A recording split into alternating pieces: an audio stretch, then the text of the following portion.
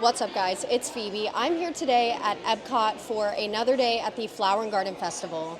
I will say though, I'm not really worrying about doing specific things for Flower and Garden this go around. I kind of just wanted to come to Epcot. I've been coming here a lot as of recent. I feel like I get hyper fixated on a certain park and then that's the only park I go to. But I feel like today was a really good day to come to Epcot. It's not that busy. I figured we could grab some lunch. It's a little later in the afternoon. I also would love to ride Living with the Land and also go by Japan to see if the strawberry Kit Kats have come back. I know they haven't, but before I get any further, I have to say something. This month, am going to Disneyland for Star Wars night. I am so excited. I'm going with my friend Kristen. We're going for like 4 days. We're going to do DCA, Disneyland, Star Wars night. I, of course, will be vlogging everything, so you guys will be coming along with me. I have not been to Disneyland in over 2 years, which means the vlog has never seen Disneyland either. So this is going to be so exciting. I had to do it. I've never been to Star Wars night before, and it's also the same week of the 20th anniversary of Revenge of the Sith. That just worked out so beautifully. I could not pass up the opportunity to go. So I am thrilled for that. Drop in the comments if there's anything you'd like to see at DCA or Disneyland or Star Wars night. I will be trying to fit in as much as I possibly can. But enough about Disneyland because I'm not there yet, and I will just keep yapping about that because I'm so excited. So with that being said, if you haven't already, be sure to like and subscribe. Let's go have some fun at Epcot. All right, first stop is going to be food. We're gonna head into World Showcase. I was thinking either Mexico or China. Yeah, it is midday right now, and this walkway is almost completely clear. We've got the Figment topiary in the back over there. I really like the placement of all the topiaries this year. I thought about eating at one of the booths, considering it is Flower and Garden Festival, but I think I want to sit down for a little bit. Guys, while I'm here, I think I have to. It's been too long since I've eaten at San Angel Inn. If you've watched the vlog before, you're very familiar with this, but it's right next to Grand Fiesta Tour. You have a lovely view of the boat ride. It goes right down there in the water. It's so pretty. It looks like it's nighttime in here. The vibes are so good, and it's been too long since I've eaten here, so I think it's time. Thank you. Okay, here is a look at the menu. I will say the only thing I come here for is top right, the Pollo a las Rajas for $32. It's gluten-free. It's chicken with roasted potatoes under it.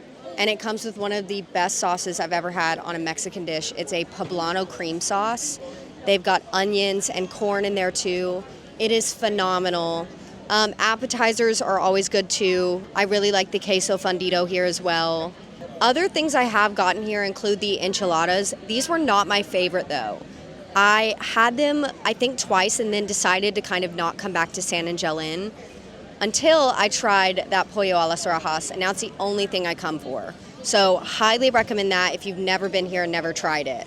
So I will say the last 2 times I believe I've eaten here, I felt like the portion size for the chicken wasn't as large as I'm used to. Maybe I just was unlucky the last 2 times I ate here. We will see this go around, but regardless of the portion size, I definitely recommend asking for that poblano cream sauce on the side. If you order chips, you can dip it in it. You can pour it over top your chicken so that you have more sauce. It's the best part of the meal for sure. Now, chips you do have to buy at this restaurant. They don't come out to the table complimentary, but when you do chips, you get salsa and you get queso too, and I really like their salsa and their queso here.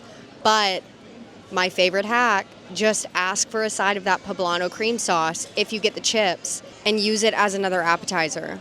And the Pollo a las Rajas has made it on the table. Now, I think the portion size on this is better than the past 2 times I've had it. There are more potatoes, definitely. I feel like the chicken's the only thing that they've definitely not been giving as much as they used to. But I have this extra poblano sauce still here that I can use. Still smells and looks so good. Okay, there's definitely like no chicken in this. So I was right. I was right. There's a leg and then there's just like pieces of a breast. this portion size is not what it was a year and a half ago. And I ask about it and they always say, no, it's never changed. And I'm like, it definitely has. But I have more potatoes on this one than I had last time. So I will say this dish is incredible. The flavors and how the chicken is seasoned is so good, but it is very inconsistent. You don't really know what you're gonna be getting. I think they even serve it on different dishes every time too. So that is something to keep in mind, which is disappointing. However, the taste still makes it worth it. Okay, there is no one here today at Epcot. Let's look at these wait times. Spaceship Earth, 5 minutes. No way. Cosmic Rewind is only 45 minutes. Frozen Ever After has a longer wait at 55. Remy's, 35. What's Soarin' at? 25. These waits, I have not seen the waits this low in months. All right, we're all finished up, so we are going to head out now. You know what? I think we have to ride Grand Fiesta Tour before we leave.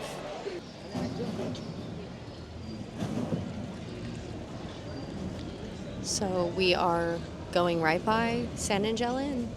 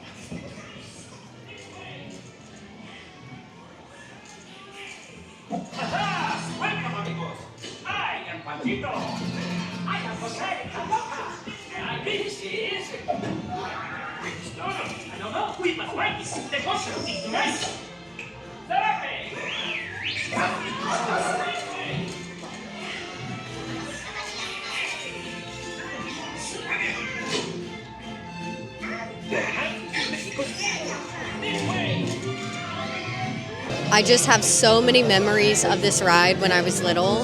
This is one that my family would always go on anytime we would visit Epcot. Sometimes we would do it multiple times a day or trip.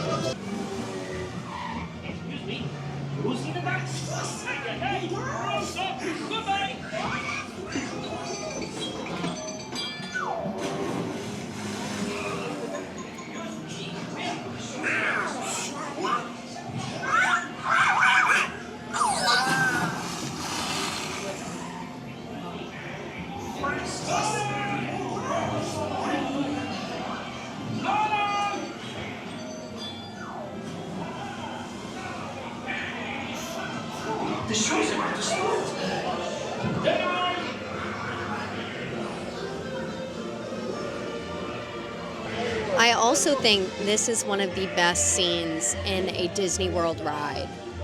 It has so much detail. I love this little flower shop right here. Then all the way on this side, you have stairs leading up to who knows where. And the lights up here, you've got the flags, the fireworks. Look at this little boat too.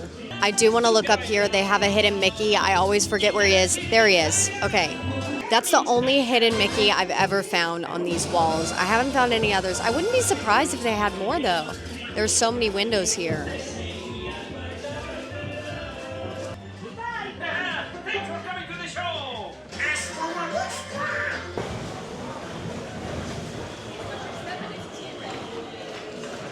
I think before going into World Showcase, we're going to go closer to the front.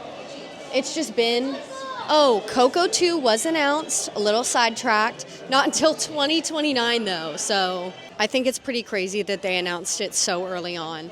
But let's go ahead and head more towards the front of the park. I want to try and run into Starlord.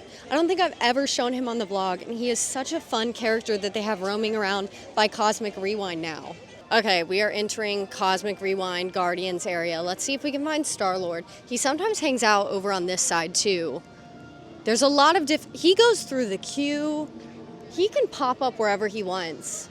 What's up, Starlord? How's it going? Yeah, people call me Peter, but you know I'm by my legendary name. Oh, Starlord. yeah.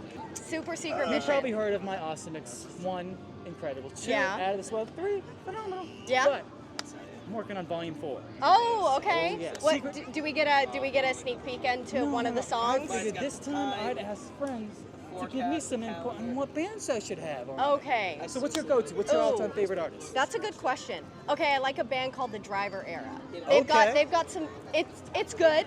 It sounds a lot like some of the songs you have on Volume 1, I would say. Driver? Yeah, Oh, they've got like a little bit of 80s to them occasionally. I have a feeling Rocket's really gonna like this title because he's Yeah? always saying the same thing for me when I'm flying. He's like Driver Era, and I'm like, all right, I'm Okay. gonna check this Yeah, out. check it out. Check it out. Well, that worked out perfectly. Running right into Starlord. I walked in between Creations and Connections, and I'm heading straight to Living with the Land now because I have not done that ride in months, and that is not okay. It's one of the best rides at Epcot. There he is. I love that he's made out of succulents. That's so cute. Right ahead is the Land Pavilion. Then over on this side, you've got the land, the seas. Why did I say the land? The seas. So you've got the land and you've got the seas. We've got a little bit of a turnout for Living with the Land. 15-minute wait. Okay.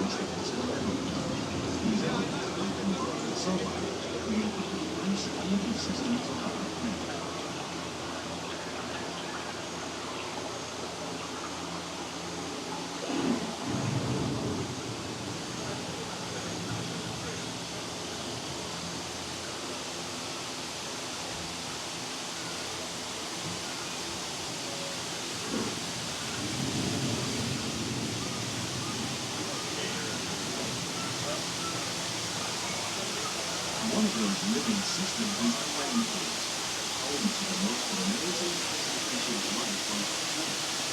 These plants and fungi around reinforce and objects, but they contain water Many plants are also extremely resistant to chemical release, providing us with oxygen, food, medicine,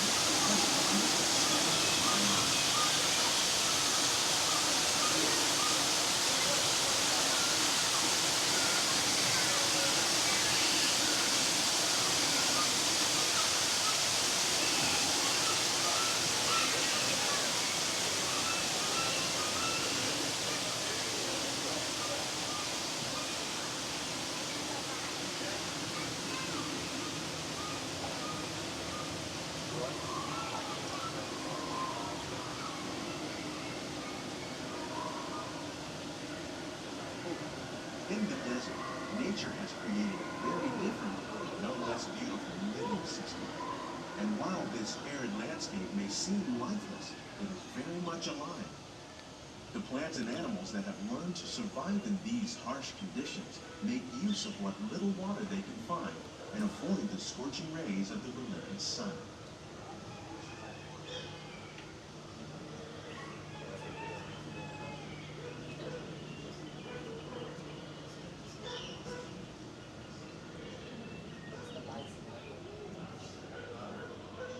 The American prairie once appeared as desolate as the desert, but over time, rainwater and nutrients gradually penetrated the hard surface of this land.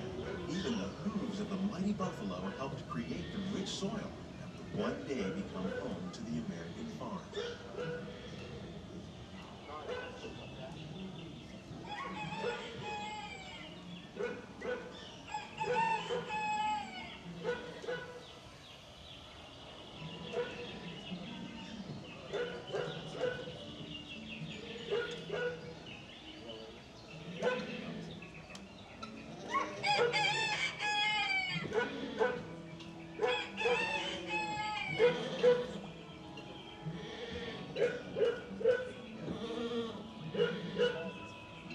Of all the forces at work on the land, humans have had one of the most profound effects. The need to produce food for a growing world led to the enormous use and sometimes overuse of the land. Some of the answers are being discovered just ahead. To help us maintain these carefully controlled ecosystems and for your safety, please remain seated in your boat at all times. All right, I'm going to do a no-cut tour of the Living with the Land greenhouses, so enjoy.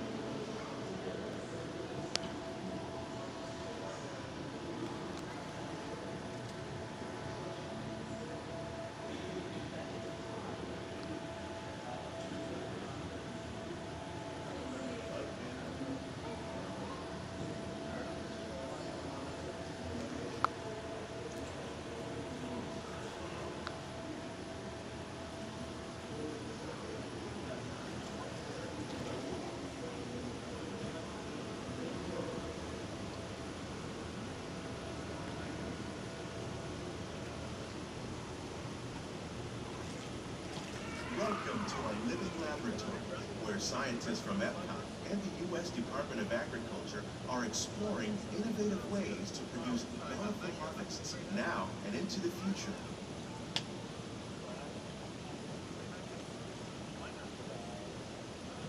The tropics are home to the greatest diversity of plants on the planet. Many of these, like papaya, bananas, cacao, coffee, and rice, are well known around the world. These are just a few of the edible plants that have been an important source of nutrition for people living in the tropics. Many are rich in vitamins and minerals, while others are well adapted to growing in less than ideal conditions. Some, like the water lily, thrive in wet, swampy areas and waterways. All parts of this plant, even the flower petals, are edible. The starchy root of the plant has long been used to make flour for baking.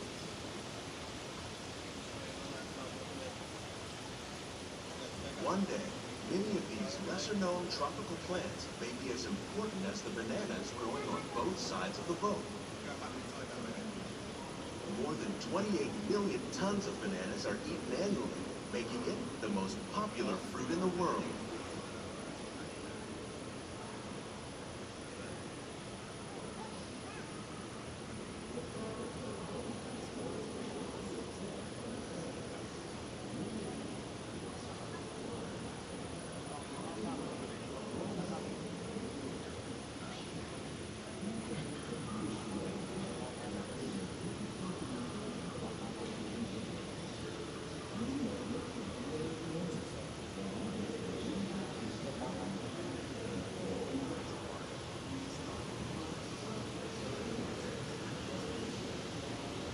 I see some over there. They're still green.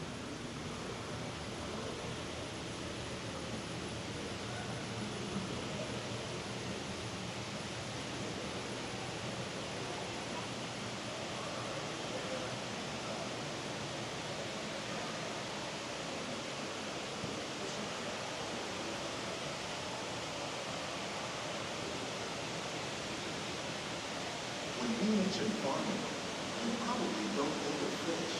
But fish farming, or aquaculture, accounts for nearly half of all the seafood consumed globally. Tilapia, bass, and catfish, like the ones you see here, are three of the more popular crops raised by fish farmers. The sustainable system you're using here recycles the water in the tanks. As a result, we're able to save millions of gallons each year. Our small fish farm produces nearly 5,000 pounds of fish each year to serve in restaurants around Walt Disney World.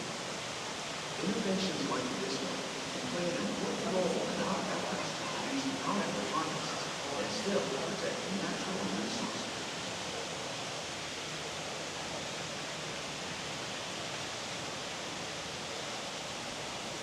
Look, there's a little hidden Mickey with the caging in the tank.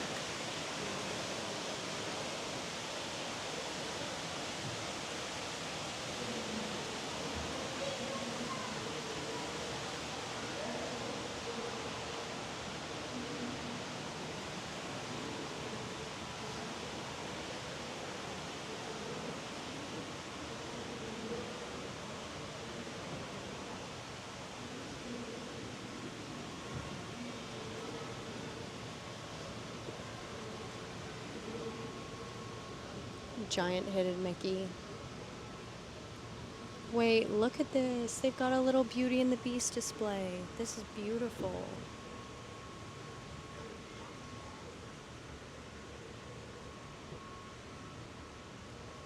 That is so lovely.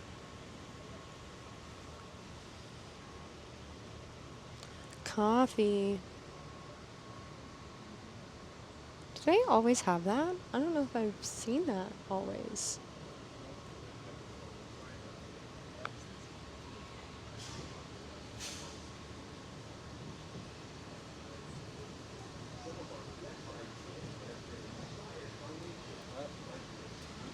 These plants are definitely on their way up. Innovative growing techniques like these increase yields while more efficiently using resources like water, fertilizer, and pesticides. Another innovation at work here is our integrated pest management program. By populating our greenhouses with beneficial insects that prey on harmful pests like aphids and flies, we are significantly reducing our reliance on conventional pesticides. We're growing these crops using our nutrient film system. This technique precisely controls and recycles water and nutrients. With it, we can produce over 27,000 heads of lettuce a year in this one small area.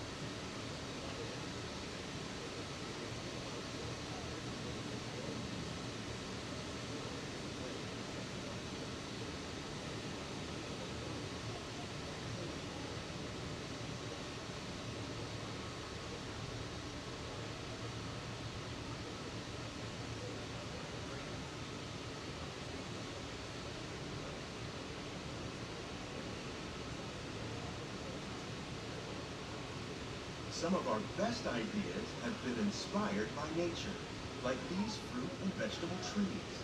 By growing these ground plants vertically, we can We've got a behind the scenes tour going on over here. Guys, I still need to do it. I say it every time I see that tour when I ride this. We serve more than 15 tons of produce from our greenhouses in restaurants here at the land every year.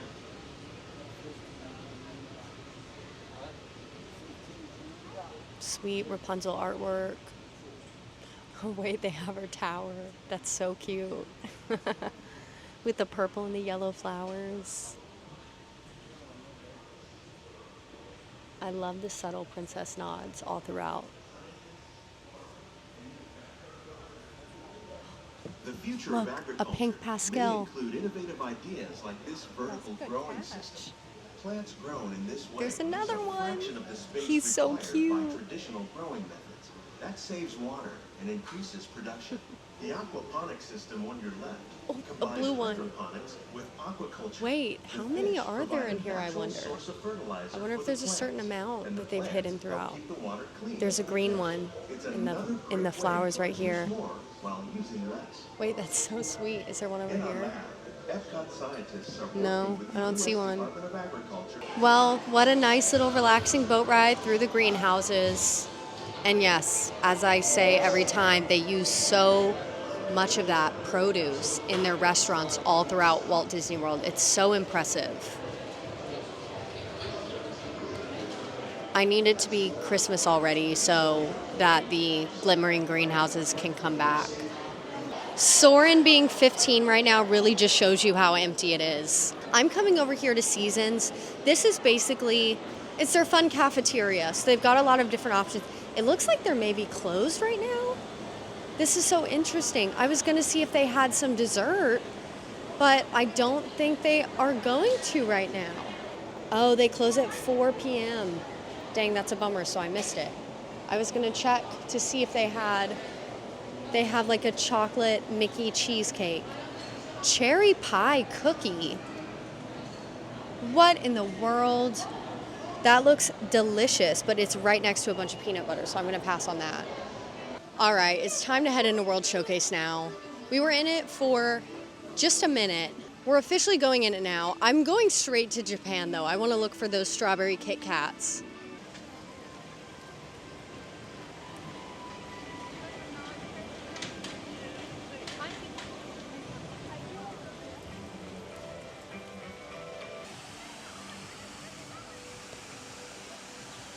On my way to Japan, I stumbled across Beach Grub. I've heard great things from Kristen. I think I want to try the s'mores bar. It's kind of like the same font of the Oreo Mickey cheesecake that I was wanting. Also, no line. It's so empty today. Thank you so much. I appreciate it. Have a good one. This is so fun. So this is a brownie topped with chocolate, and then it has toasted marshmallow and smoked graham cracker on top. I don't know what's on the inside of this besides the brownie. Fudge brownie, dark chocolate, toasted meringue. So it's a mystery, but it's a yummy mystery. It's very messy, but it satisfied my chocolate craving that I had. I keep getting it on my face. I tried to be more careful. I would get this every time I came to Epcot. Beach Grub, Yacht Grub. I'm not sure what they have at Yacht Grub. I haven't done the best about trying things this festival. I need to try more. But I needed something chocolatey and this worked for me. Speaking of chocolate though, I still want to go to Japan and try and find those Kit Kats. So that is where we are heading now. I'm taking this to go. This area is almost always completely packed out. Empty. I can actually walk and breathe in Canada for one of the first times in my life. Look at how beautiful these flowers are. All of the landscaping for Flower and Garden always blows my mind.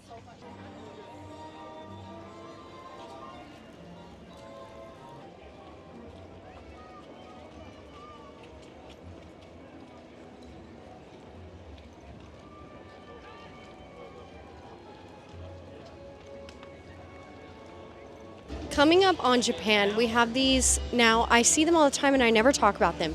These are topiaries and they come in all different shapes and you buy these and you grow them at home.